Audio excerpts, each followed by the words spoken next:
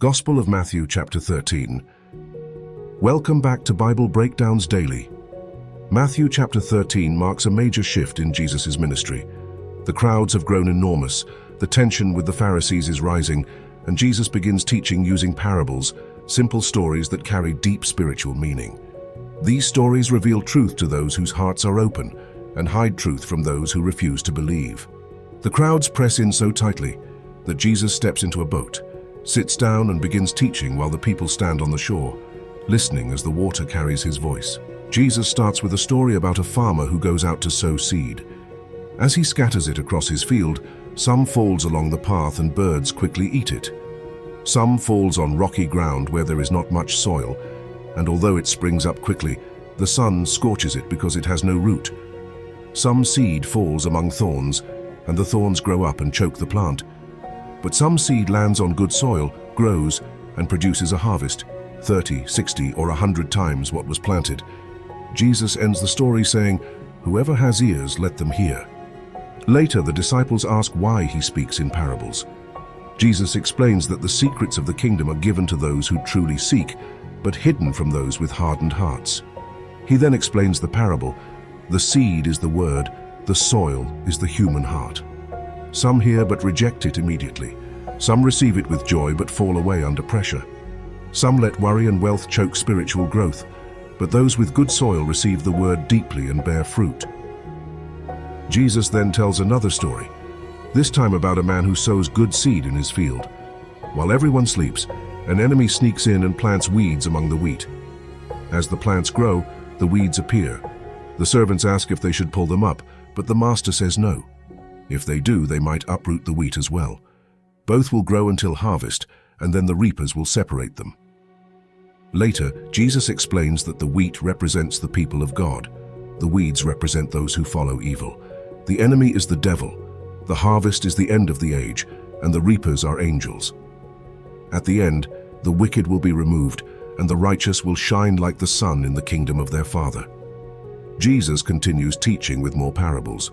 He says the kingdom of heaven is like a mustard seed, one of the smallest seeds a farmer planted, yet it grows into a large plant where birds rest in its branches. The kingdom is also like yeast that a woman mixes into flour until the whole batch rises. Small beginnings can lead to great transformation. Matthew notes that Jesus spoke to the crowds only in parables, fulfilling prophecy that said the Messiah would reveal things hidden since the world's creation. Later, Jesus shares more stories privately with his disciples. He says the kingdom of heaven is like treasure hidden in a field. When a man finds it, he joyfully sells everything he has to buy that field. It is like a merchant in search of fine pearls. When he finds one of great value, he sells everything to purchase it. Jesus also compares the kingdom to a fishing net thrown into the sea that gathers all kinds of fish. When the net is full, the fish are sorted, the good kept, the bad thrown away. Jesus says this is what the end of the age will be like when angels separate the wicked from the righteous. Jesus asks his disciples if they understand these things, and they say yes. He tells them that anyone trained in the kingdom is like a homeowner who brings out treasures old and new, fulfilling old scriptures and revealing new truth. When Jesus finishes teaching, he returns to his hometown of Nazareth.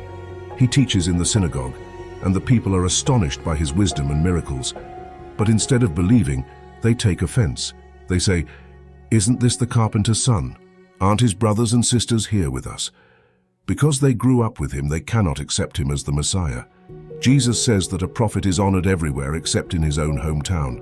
Because of their unbelief, he does only a few miracles there.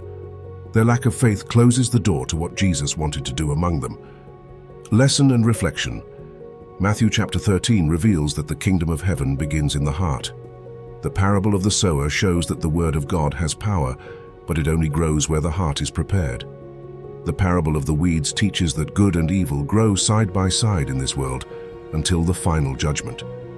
The mustard seed and yeast show that God's kingdom often starts small, hidden and unnoticed, but in time its influence becomes enormous.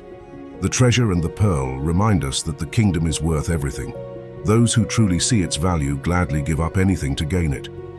And Jesus' experience in Nazareth shows that unbelief can block what God desires to do. Faith opens the door, unbelief closes it. That's Matthew chapter 13, the chapter of parables where Jesus reveals the mysteries of the kingdom through seeds, treasure, pearls, nets, and hidden truths. Next time, in Matthew chapter 14, we'll see John the Baptist's tragic death, Jesus feeding the 5,000 and Jesus walking on water. Stay tuned. Chapter 14 is filled with emotion, compassion, and unforgettable miracles.